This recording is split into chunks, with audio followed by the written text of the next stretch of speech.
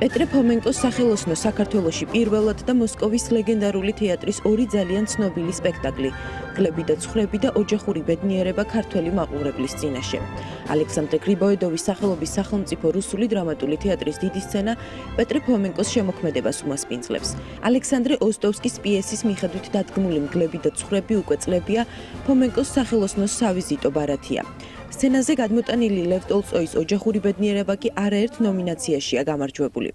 მაყურებელს ორივე სპექტაკლის ნახვა და შეფასება 18 აპრილიდან 22 აპრილის ჩათვლით შეეძლება. გასტროლების მსვლელობისას მაყურებელს საშუალება ექნება იხილოს რეჟისორის, რუსეთის სახალხო არტისტის პეტრე ფომენკოს შემოქმედებისადმი მიძღვნილი გამოფენაც. სხვა ექსპონატებთან ერთად გამოფენაზე წარმოდგენილი იქნება სტენდი, რომელიც პეტრე ფომენკოს გრიბოედოვის თეატრში მუშაობის პერიოდს და საქართველოში განხორციელებულ მის სპექტაკლებს მიეძღვნება.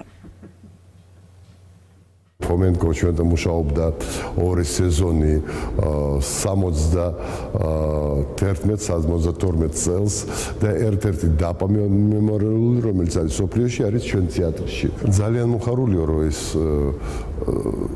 საინტერესო დასი ჩამოდის თბილისში და გამართავს ორ სპექტაკლს.